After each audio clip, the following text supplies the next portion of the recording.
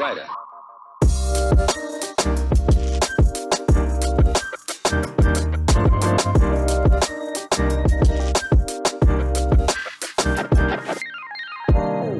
A night in Croatia without having a little aperitif. And if you don't know me, I always carry a bottle of rakia with me. And I also come prepared with some glasses. Thank you. One. I hope you all drink. I know you do now. This is not a way to remove fears before public speaking, okay? This is definitely not a good way. Some people get so drunk and start saying some really bad things. So, Jeff, if you can do the honors. Sarah, I know you love a lozovat. I do. Okay, good. And we will begin. We will begin. Disclaimer, tonight, foreigners are going to speak about Split. We are not Croatian, and therefore we will say a lot of times, Croatia this, people from Croatia. We're not singling you out because you're Croatian. Actually, if we lived anywhere in the world, we'd probably say similar things. But just a disclaimer, don't get triggered when we say Dalmatian people are ugly. Who said ugly? Okay, let's come in. Oh, I don't have one. I'll have a swig of the bottle. Okay, cheers. Živia, živeli. Cheers, everyone. Hi, Mush. I poured this for him, but it's way too big. Uvijek the Seljak from Konsko who asked for the rakia, hey? That's one. Oh. You can have it. Bloody hell. There we go. Ajde. Okay, let's begin. Oh, cool. Okay, so let's start with a little introduction about you. This is going to be like you're in a singles column in Slobodan Dalmatia, and you're looking for your dream Dalmatian partner, and you want to give them a bit of information about you, who you are, but not too much. You don't want to reveal everything. So you're going to just say who you are, how long you've been here, where you're from, and a couple of things about yourself. Yeah? Let's start with Jan. Good evening. My name is Jan, and I've been here for 2 days. Well, I'm the only one who is not living here permanently, since I'm the only one who is not non-American. I'm Slavic. I'm actually Slovak. I come from a city which is very, very similar to Split. It's Košice. It's the second largest city in Slovakia. And I see our home city here in Split 10 years ago, because it's about the time when we started the IT initiative. We are roughly the same size as Split. We are slightly bigger, but we have currently 17,000 IT people working in our city. And that's the main reason I'm here, because I would like to help Split get where Košice is, because I see a lot of potential, a lot of beautiful, smart people here, not only just here, but overall in the city. And, well, that's me. Cool. Excellent. Helping things move forward. Thank you very much, Jan. Over to you, Piero. Yeah, Jan stole a lot of what I was going to say, but You're my from- name is also Jan. No. My name is Piero Polevsky. I've been here for a year. I'm a digital not nomad. I live here full time. I don't move around. I want to stay here for a long time, and like Jan, I think there's tons of potential here to build out a tech city and a connection to the American market for tech. Nice. Good. Jeff? Hi, I'm Jeff. I sell burritos. I've been here. I'm from California. I've been here for about 10 years. I'm the co-owner of Fig Restaurants, so we have a place in Hvar and here in Split. And I'm also the president of the Foreign Business Owners Association, which you should join if you're a foreign business owner here. Yeah. Cool. And don't have much to add, but yeah. Last but not least, Sarah. Hi, I'm Sarah Dyson.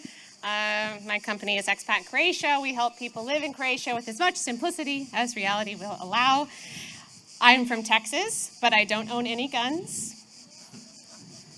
I've been in Croatia for 11 years, all in Split, because Split's awesome. And I love Bačvice. Nice. Okay, round of applause for our panel, please. This is when you like them because they've just introduced themselves. But let's move on to, actually, let's keep loving Split, right? Because we know how much Splitchani love loving Split, yeah? Split is the best place in the world. It's the most beautiful place in the world, especially to those who have never been outside of Split. How would they know anywhere else, yeah? But Split is wonderful. That's why we live here. Or Castel Stadi is better, but yeah. Let's find out one thing that you like, but it cannot be the same as someone before you, yeah? So if someone says it, they've taken it, you cannot repeat it. Sarah, I'm going to start with you. Tell me one thing you like about Split. What's one thing you love about Split? Split is the island of misfit toys. It's where anyone who doesn't belong anywhere else in the world, somehow they manage to belong in Split. And I love that. And can you tell me about how you're a misfit? We could be here till next week. No, for me personally, I found myself here. I was able to feel comfortable enough to figure out who I'm supposed to be as a person, what I'm supposed to be doing with my life. And I don't feel like I have to hide who I truly am here. And that means everything to me. Cool, perfect. Who's heard of expat in Croatia? Make some noise if you've heard of expat in Croatia. There we go. If you don't know what expat in Croatia is and you're Croatian, expat in Croatia will tell you how to do anything you need to do in Croatia, but it's written in English. So you don't need to visit MUP, FINA, anything like that. Go to that website because it will explain it to you a lot better than all of the Javna institucija do here. Yeah. So just a shout out to expat in Croatia there. Thank you, Michael. It's true. It's true. I also wrote some of the content. Okay, Jeff, over to you. One thing you love about Split that isn't the misfit toys. I like the fact that there's a bubble of awareness that you have around you when you're in other countries, especially me from California, that goes away when you're in Split. So it's very safe, very secure here. And when you're, like in California, I worry about, like, is my front door locked? Is my car doors locked? Am I safe in this particular area? I never think about that. And there's a lot of stuff, like whether it's healthcare, where you can be bankrupted in California for getting sick. You don't have to worry about that here. Cool. And that does a lot for your mental space. It makes you much more calm and happy, I think. And I love that about this place. So, Okay. yeah. Safe and secure, do we agree? Split safe and secure? Yeah, amazing. Let's go to Piero. Yeah, I love going to coffee here, talking about nothing for 3 hours and feeling like I accomplished something. That's my favorite part. Coffee? Do you have any? What coffee do you order? Like a biela kava? Espresso. Espresso. Obična kava. Okay, cool. Yeah. And where's your favorite cafe if people want to hang out with you? Go with Cookie Lab or Tennis. Okay, Cookie Lab or Tennis. If you want to meet Piero, chat a bit more, he's going to be there or there pretty much. Good. And last but not least, Jan, tell us your favorite thing about Split that isn't misfits, security, or coffee. Well, I was gonna say Veliko Ladno, Okay. but Let's I take can't it. now. Yep. For me, Split is I see our version of Slovaks. If we would be living here, we would be like this, and this on one side difference and different people, different mentality, but on the other side also the same mentality and the feeling of being actually home. This is what I love here. Okay. The feeling of home. Who feels like Split's their home? Make some noise if you feel like Split's your home. I can't see any hands. The lights are on us, so I cannot see any faces out there. So there was a lot of silence. So who doesn't think Split is their home? Make some noise if you don't see Split as your home. Okay, so you all think Split's your home. Make some noise if you think Split's your home. Eto, napokon. Bloody hell, this crew tonight, hey? Okay, let's get things a bit spicy. Cultural issues. So we're going to move on now to something where you may agree and you may disagree, but like I said before, please remember that we're saying these things, but we love it here. And we're here. Everyone here is trying to do something positive. Everyone here, I think, I'm not sure about Jan, or actually Piero, pays their taxes. But they all definitely contribute to, and to be fair, I don't know if all of you pay your taxes, but they all contribute to the local scene, whether it's tech, whether it's business, whether it's youth, whether it's women, they're all contributing. So we're going to move on now. You can talk about business You could talk about social, you could talk about love, but I want to hear a cultural issue that you've had in Split or in Croatia, because I know you've traveled around, you lived on Hvar, for example. So, Jeff, do you have something? Business, By love, or issue, social? is it something that's difficult for us, or has Yeah, been yeah. difficult? A problem, a story. I think building trust here is difficult. Croatians tend to grow up they have these like generacija, these like same 5 people that they were born with and they'll probably die with at some point in their life. And so infiltrating that is a little bit difficult, and it's the same thing with business. A lot of people ask me when I first came here, why'd you come here from California? And like with these like squinty eyes, like kind of distrustful. And like building that trust in business, making sure people know that you're not a bad person, that you're here because you love it just like they might. And a lot of people don't believe you at first. And so building that trust was really difficult for me. Okay, and was Yeah. that on both a professional level and on a social level, or was it both? Yeah? Levels, yeah. So like I said, infiltrating like friend groups and being cool. I think ping pong really helped me a lot in the beginning. Okay. That helped me make some friends. But like, yeah, business as well. Yeah, people didn't know if we were going to be jerks or assholes here, They didn't know what we were going to do. So Building eventually, after a while, they realized that we were okay, and that allowed us to do more in business and to be more successful here. Cool. But yeah, building trust was difficult in the beginning. Yeah. Perfect, cool. Yeah. Piero, do you agree with that? Yeah, I think tech made it easier because you can talk the same language. The Croatians in tech speak the same language as Americans in tech, but outside of that, it was very difficult to talk to people and speak the same language. And do you have another example of a cultural difference that's been tough to crack in? I mean, I think the amount of people here that have dishpet that will just be like at you is shocking at first. You meet a lot of good people, but then there's some people that are just, they want you to have a miserable day. And when you go to MOOP, it's a very high percentage of those people. Okay. And just being like, okay, that's normal. That's okay. It's not me. It's them. And do you think that's more about Croatia, or is that more about coming from America, where you're used to like, hey, how are you doing? I love you so much. It's very good. That's Welcome to Walmart. I love you. yeah, it's a mix of both. I think it's 50-50. And where are those pain points in your day? Where, like you said, MOOP, but luckily you don't have to go to MOOP every day, just every 3 days because you have to take another piece of paper. So other than MOOP, where else were those like moments of? Just if you go anywhere until I speak my broken Croatian, people treat me differently. And does it change from the season to off season? Off season, people are nicer. Okay. People are like, oh, you're here for a reason. Okay, yeah, maybe you're not just going to be here for 2 days and break bottles on Riva. To be honest, I'm the same. I treat foreigners a lot nicer outside of the season. Let's move to Jan. Well, I was about to say the Croatian word or sentence, hey, što hoćeš? That would be the problem, but actually it isn't because it's what we expect.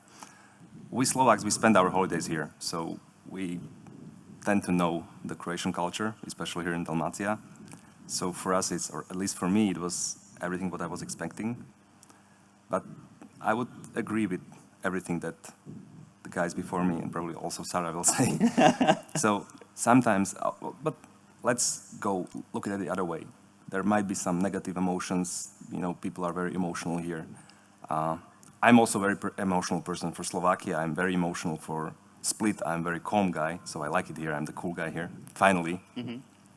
But I think that people could believe more in Dalmatia and in Split because, as I said, it's a huge opportunity.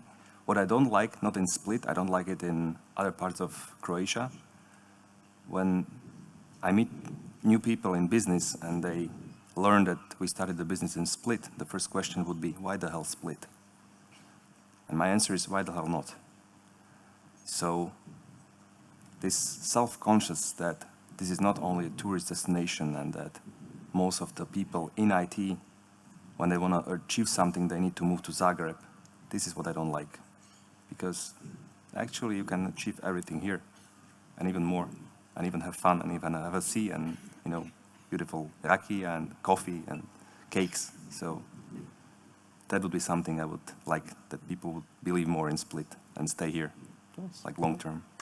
Amen. Bravo. And I think that's exactly what this festival is about, right? Showing Split for what it truly is. It's not just summer season and Brits and Australians smashing bottles, throwing up and passing out on the river or wherever they pass out. I've never done it. But actually, yeah, it's something more. There are all these other sectors out here. There's an amazing talent pool that we can kind of lift up, support each other, and show the world that Split really is one of the best places in the world. But we don't want everyone moving here, obviously. It's ours. No, only us. Only us, no more. Okay, Sarah, over to you. What about your cultural issues? Or issue? Just one. One's enough. No, I'll only name one, but I want to preface it by saying that I have a pretty romantic view of Croatia. Anyone who's ever met me has probably noticed that. So I don't have like a list of gripes. I think I've been here a long time, and there's a lot of things that I see as positives that a lot of people see as negatives.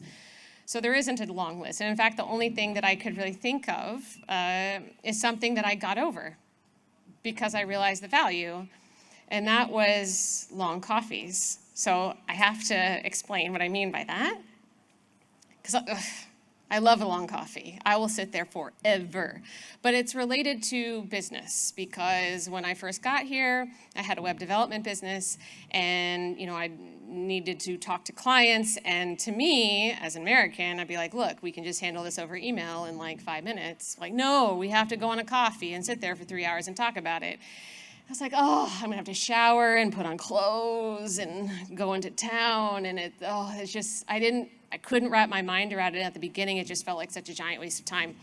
But then with time, I saw the value of that, of developing the value of relationships, which everything in Croatia revolves around veze. You can't get anything done without relationships, and that was something I eventually got on board with. I think the challenge that I have with it now, that I see the value, is that I've got a running list of 60 different coffees I need to go on at any given time. Like, it's a full-time job just going on coffees to maintain relationships with people, and there's just not enough time in the day for that. So that's a bit difficult, but it's not for lack of wanting to. This is why the generation thing is so important. You have the 5 people that you were born with and you spend your whole life with, and then that's one coffee every day for 3 hours. Yes. But instead you've decided to have how many coffees a day? 7? How many coffees have you had today? 1. Oh, only one for 5 hours. Well, yes. Okay, good. Okay, good. I'm starting to warm you up a bit. We've got something else now. I don't think I told you about this part. No, I didn't. No, you didn't. So we are going to do something called rapid fire questions. Okay, I'm going to give you the choice of 2 things, and you have to pick one of them. They're all related to Split or Croatia. You have to choose one. Yeah, you can't say neither. Okay, remember this is being filmed, and we will edit this and turn it into shorter clips and put it on TikTok so people are like, oh my God, he said that, she said that. Okay, and we're going to go 1, 2, 3, 4, 1, 2, 3, 4. So be ready. Sarah, are you ready? Pršut or panceta? Pršut. Okay, Hajduk or Dinamo? Višnja or trešnja? Višnja. Sea or the river? River. Tommy or Studenac? Can I just say Ribola?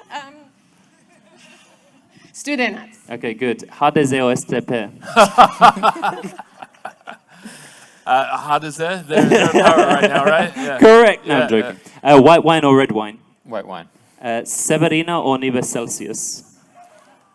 No idea what it is. Say Severina. Severina. Good. Modric or Kovacic? It's easy. Kovacic. Marko Levain, Madaj. Canton Paulina or Čevap? Oh, Canton Paulina. Yeah, for sure. Bačvica or Žnjan? Žnjan. Jamnica or Radenska? Jamnica. Konsko or Trolovke? Konsko or Trolokve? Oh, I don't have an opinion on that. What? I don't have an opinion on that, like at all. Romana, Konsko or Trolokve? Okay, the answer is Trolokve. Okay, thank you. Okay, stopli mili sladnim? Hladne. No. Good. Servite narančo or limun? Limon. Naranča. Ožujsko or Kolovačko? Žuje je zakon. Traditional Croatian singing or traditional Croatian dancing? Oh, Klapo. Oh, singing. Yeah. Pašticada or crni rižot? Pačicada. Winter or summer?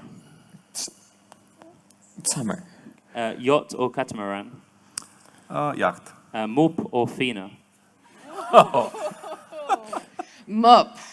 British tourists or American tourists? American tourists. Yeah, sorry. Yeah. Hvar or Brach? Quad. Castella or Stobrec? Castella. Yes. Grše or Vojkove? I don't know what you're saying to me right now. Bora or Jugo? Oh, Buddha. Yeah, like. Yeah. Loza or Sliovovica? Slivovica. Good. Coffee on the river or hiking on Mosor in flip-flops? Coffee. Coffee. Riva. Good. Walk on Marianne or along the seafront? Ooh. Oh. Marianne. Good. Football, soccer, or basketball? Thank you. Yeah, basketball. Bavanda or gemisht? Gemisht. Okay, and the final question for all of you. Raditi na crno or raditi na crno? No. You don't know? Which one? You have to choose one. Yeah, I guess so. No, I guess. Na crno? Yeah, good. Okay, well, that's nice. That's a round of applause for their answers, guys. Because that brings us nicely to business, which is why we're here today, right? This is the festival of business, of entrepreneurship, and of technology. So now I want you to tell me a bit about your business experience here. Okay, some of you have been here longer than others. And yeah, just talk about what's happened over the years, how things have changed, the highs and the lows, a couple of minutes each. We'll start with Piero, because you're fairly fresh here. So you have quite a fairly fresh view on this. So tell us a bit more about what your hopes are here and stuff in terms of business and how it's been so far. Currently, on my digital nomad visa, I'm not allowed to employ anybody. So just want to get that out of the way. But I'm an Italian citizen. Not cerno. But I'm an Italian. I just became an Italian citizen, so I'll be able to do business here going forward. And I would say I'm a little intimidated by how early you need a lawyer, how compared to the U.S., how the overhead and all the stories all the expats Like have what? shared. What kind of stories? Just though it's not easy, it's not simple, and then the fact that when you employ somebody, it's a perpetual contract. It's just the difference between the U.S. and Croatia is a learning curve. So What- I'm gonna say talk to the people who do business here. I'm not there yet. We'll because you obviously you're looking to open a business here in the tech sector. So what's been your opinion? You've met lots of tech people, you've attended lots of meetups and stuff. What would you say the tech sector here does well and what it could improve on? I think everybody feels really good about tech. I think it's the alternative to doing tourism, and I think a lot of people are looking for that alternative. I think there's just, because it's so new here, there's a lack of people that are, 15, 20 years experience where they can teach everybody, well, here's how you do this, here's how you do that. So I think as each generation gets, 5 years, 10 years experience, there's going to be an explosion of good, young Croatians who want to stay in Split, who want to work remotely for, remotely, let's say, for a Croatian company, but just from Split or international company. There's this real feeling here that is invigorating. Nice. Yeah, and you've also not been here too long, but you've been coming here for a long time. So in terms of unique people, how have you seen that develop since you've been here? Well, we've been here for almost 2 years now. Yeah. And it's a blast for us, actually. It's great. We met a lot of nice people. It made click immediately. We have great director here. We have great tech lead here in Split. So from my perspective, looking at the stack of, or at the IT staff that we have in Slovakia, and when I compare it to Split, we got a slightly different tech stack.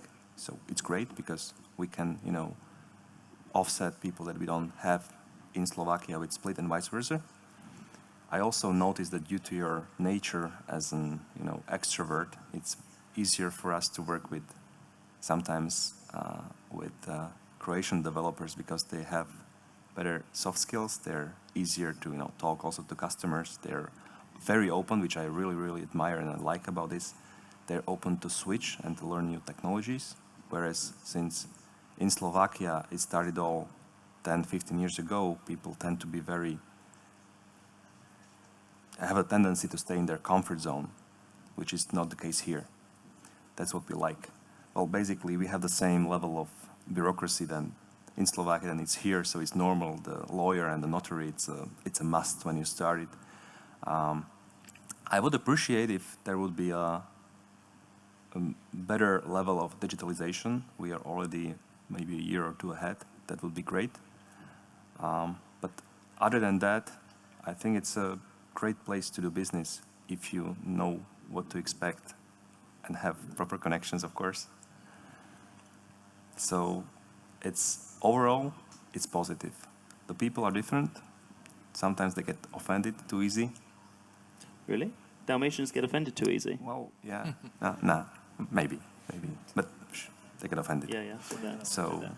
We can't see their faces Yeah, right now. yeah, exactly. So it's a great place, and this is also the proof of it, that you have a festival of tech here for how many years, Tony, now? This is the third year. 3 years. It's awesome. Yeah.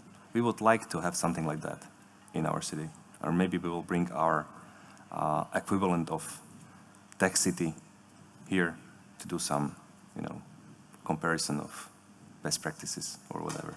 And this is the third year of the Split Tech City Festival, but there's been 8 years of Split Tech City and 15 years of Tony working his ass off in getting people to come together and sit down and talk and all of that stuff. So I start think now. It deserves an applause. Yeah, we can have an applause. A pat on the back. Tony will be up here later on. And to everyone else, it's obviously Tony's showing that torch, and then we've got to follow. We've got to join in. And that's sometimes the hardest thing to get people to do, right? Exactly. Sarah, you've had various businesses over the years. You've dabbled in tech, you've dabbled in tourism, and now you're dabbling in bringing back that diaspora. So can you tell us a bit about your business experience here, how it's changed over the years and stuff like that?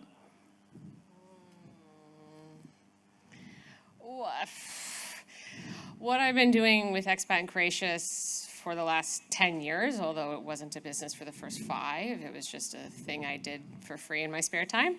But the last 5 years, since it's been a registered business, I wouldn't call it dabbling. But that's been a big challenge, a challenge that's been absolutely worth it on all fronts. But opening up a business in Croatia, you're just kind of expected to know everything. And all the things that you're obligated to do on a monthly basis, and all the things you're supposed to have printed out just in case the inspector shows up.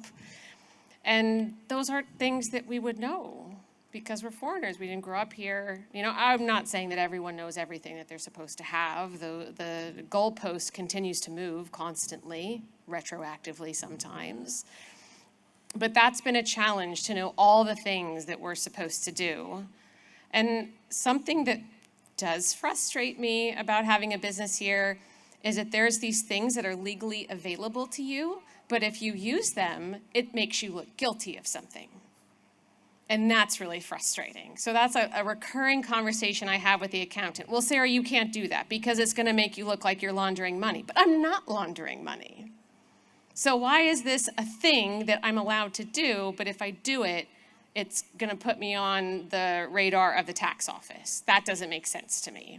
And that is something I have a really hard time wrapping my mind around. And then when they do offer you something and everyone starts to use that benefit because it's a great benefit that makes it easier to do business, then the government's like, oh, well, we got to shut this down. Too many people are using it. We can't make things too easy. And then instead of making it a streamlined process or making the environment easier, they just create a new rule, a new requirement that makes everything 1,000 times harder. I don't know. There are some silly things. It's just, it's a really big learning process, and it's fascinating because I do think that there are some things about the Croatian system that are way better than what I've experienced in the States. And I like it, and a lot of things make sense to me. But if something is legally available, you should be able to use it without getting on the radar of the government in a negative way. Cool. One of the areas obviously you work is supporting people with their application for citizenship, right? So we're talking about people that have some heritage, maybe diaspora looking to come back. And this brings us to your relationship with MUP. For those that don't know, like MUP is the first Croatian word that you learn as a foreigner. Yeah, and I can't even say the whole ministarstvo that it actually stands for, because you just say MUP, it's lovely. How has your kind of relationship working with the government in that regard evolved, if it's evolution? Oh, that's been fun. That has been really fun.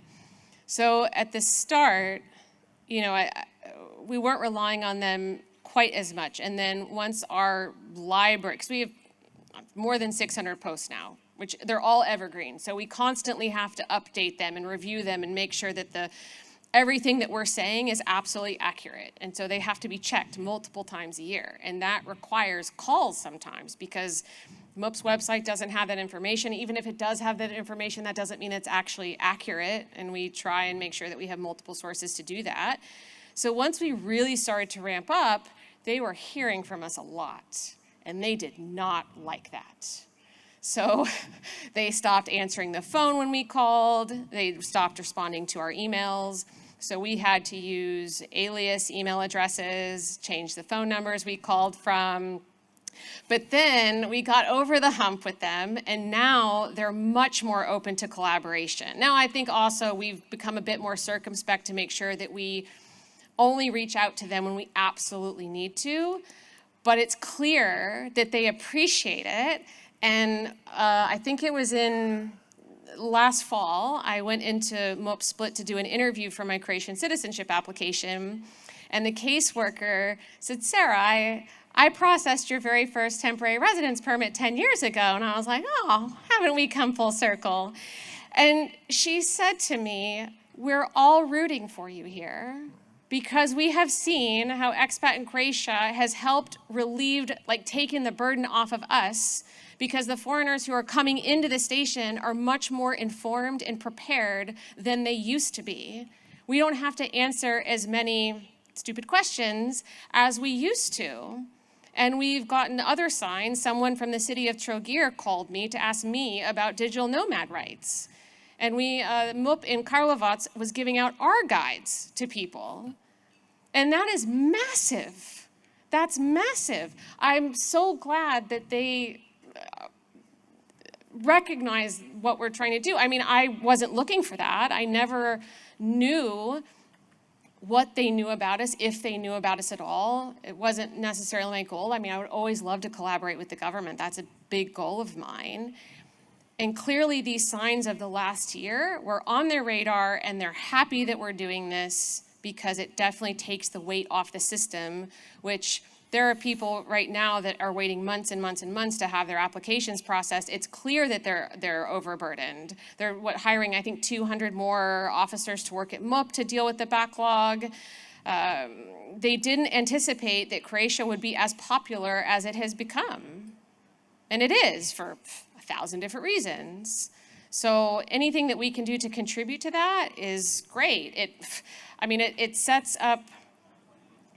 It sets everybody up from success for both sides. The foreigner's happier because they have the information they need to feel prepared when they go into MUP, and then MUP is happier because the people who are coming into MUP are a lot more prepared. And I wish we could get to every single person. We can't.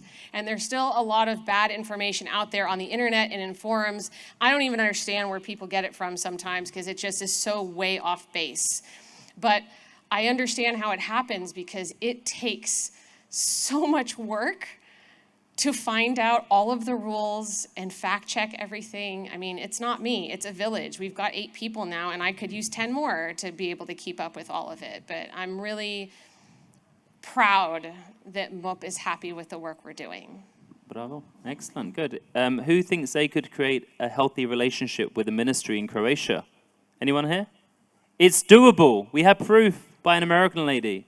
So yeah, you just need to give it time, get over that hump, and push on through, which I know Jeff has had many humps in his roads. Several humps, yeah. Several Yeah, humps. yeah. So do you want to tell us a bit about your business story here, your journey, and where you are now? When we started, things were a lot easier in 2013. We saw a prognosis for tourism that was, growing at 7% per year, and we're like, oh, this is amazing. And we had a personal relationship in Hvar with the guy at MOP. So we knew him, we saw him, we had coffee with him and stuff. So it was very easy. We'd be like, hey, what's up? And then we'd do all of our stuff, and he'd tell me what we're missing, because we're always fali on papier. And we get through it, and it was a lot easier. Now I find it's a little bit more difficult. And what a lot of people are talking about now is that there's no interoperability between government organizations. There should be something like Estonia's X-Road system or something. There should be a layer above everything where all of the government organizations can talk, that there's good information, that's easily, you can track it. But there's not right now. It's all the websites look like they were made in 2004, 5 or something like that. Yeah, that's being generous. And what about working in tourism and working in the restaurant industry? Can you give us a bit of a... I don't think the prognosis is as good as it was in 2013. And that's why I'm glad to see stuff like this. There should be other industries that are being fostered by the government right now. Obviously tech, I'd love to see the dream of Split becoming, the new Silicon Valley. No, Mediterranean Tech Hub. Screw Silicon Valley. Sorry, yeah, Mediterranean Tech yeah. Hub. Yeah. We want fiacre still. Yeah, we don't want 18-hour work days. No, we don't want dog eat bullshit. dog. Yeah, we We'll still take want the our money. coffees, right? Yeah. But yeah, there's a maritime industry, which has a long and rich tradition here. But we need to pivot away from tourism. Tourism is this resource that is being overexploited at this point. It's like strip mining of tourism, and it's not sustainable in the future. And so if you don't have diversity, everybody's talking about having these better guests. What value? What are you giving them? You don't have golf. I think maybe look at it Antalya or something like that. But something where you can offer people, a better marina out here for the yachts and smaller boats and stuff. And then a bit more of a tripod. Have more industries that you can support, not necessarily subsidize. I know there's rules now that we're part of the EU that against subsidies for certain industries, but a lot of the infrastructure here in Split, just say for shipbuilding, exists already. Why aren't we providing for training and revamping that infrastructure? Why aren't we providing for more opportunities for people to get into tech? Pay for their apartment, pay for school. Make sure that we're having more people. You're not losing an entire generation to Austria, Germany, Switzerland. You're keeping them here in Croatia. Not everybody wants to work at my restaurant selling burritos, and we have to have other opportunities. And currently, I just don't see enough here in Split. I think there should be a lot more. Yeah. Thank you. You touched on a few things there, which actually brings me nicely to my next question. So if you were Mr. Plenković, the Prime Minister, the current Prime Minister, because obviously you're Hardeze, you probably know him, right? You probably have Beze with Plenky. Yeah. Because if you were Plenky, what would you change? What would you introduce into Croatia to try and boost entrepreneurship? Because most people say Croatia is not very, the Croatian government is not very friendly towards entrepreneurship. That they're always putting in things to try and limit it, to stop it, to discourage it. So what would you change if you were Plenky? Sarah, you're desperate to go. Here we go. Miss Plenky. The 3 Croatian rule. Okay. Yes. Can you explain a bit? Because people might For not know. those of you who do not know, if you are a non-EU citizen without the right to work, which is pretty much almost everybody who's not married to a Croatian or EU citizen, and you want to open up a company in Croatia, you have to hire 3 full-time Croatians at 1.5 times the average netto salary for the previous year. That discourages pretty much everybody from opening up a business here. I feel very lucky that I was not made to do that, because if I did, I would not be here today. Now I do hire or employ 3 Croatians, more than 3 Croatians now, but I wouldn't have had the opportunity to have my business now if that had been the case. That's a really big deal. I understand why they're doing it. They don't want people to open up a business here just for the sake of getting residents, but there are certainly some checks and balances that could be put in place to solve that issue. Make it 1.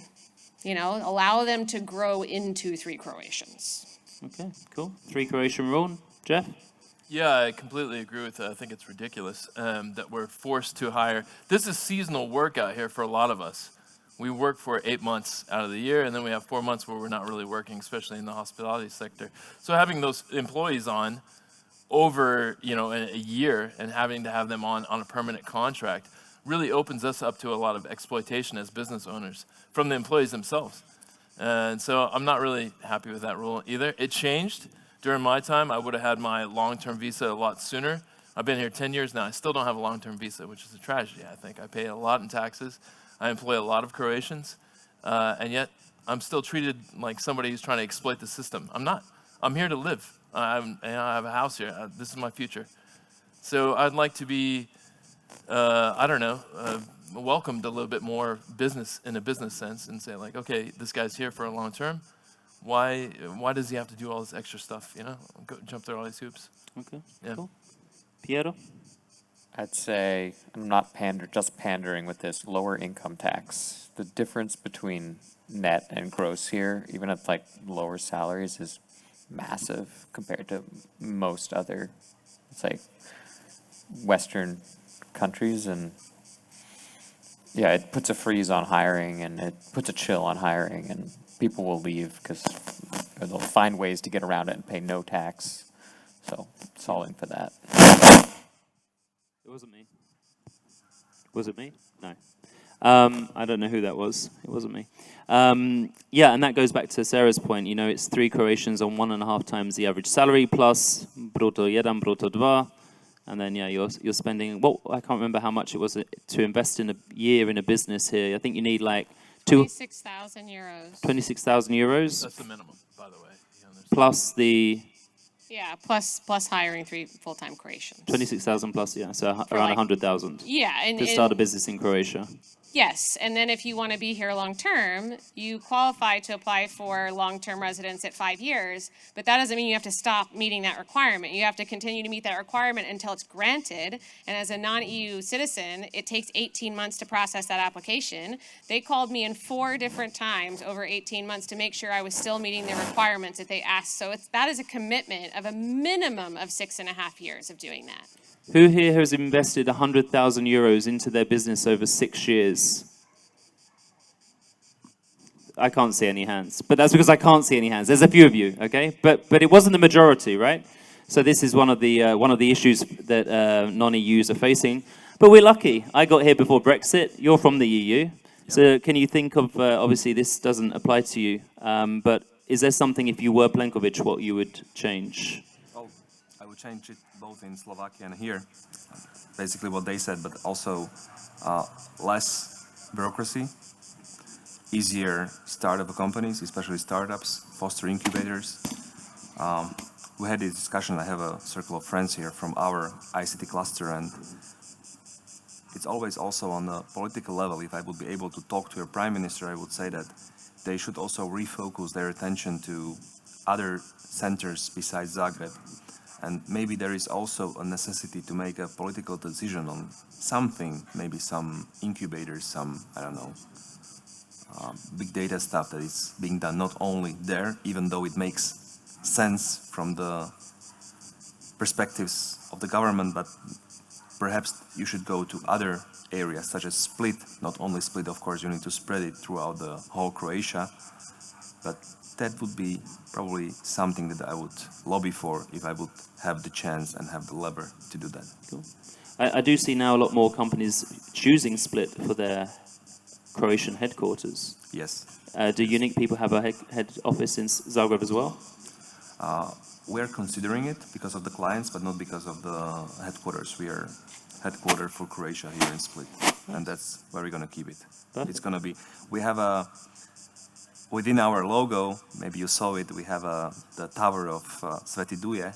In the logo, we changed it for Croatia, and that's part of our identity, which we are going to keep. Bravo, nice, I like it. Okay, we're going to end on a high note, yeah? How many people did you know when you moved to Croatia? Sarah? 0. Good, Jeff? How many Croatians did I know, or just How many people in people? general? I didn't know any. I knew my business partner. That's it. One person. Yeah. Yeah? Piero?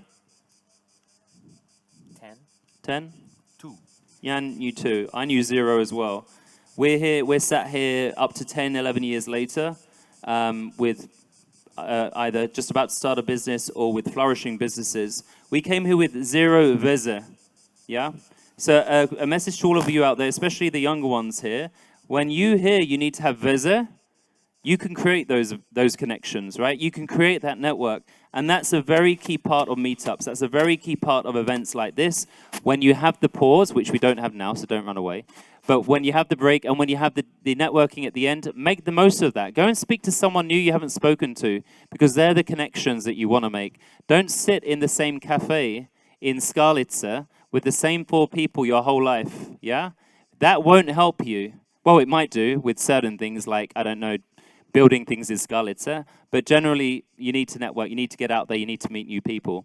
These lovely people are here for the rest of the evening. They'll probably be near the bar somewhere or up there. So find them, talk to them. You've got their businesses here, so to check in with them. A massive round of applause and a great thank you for our foreigners in Split who are making this place a better and more vibrant place. Thank you, guys.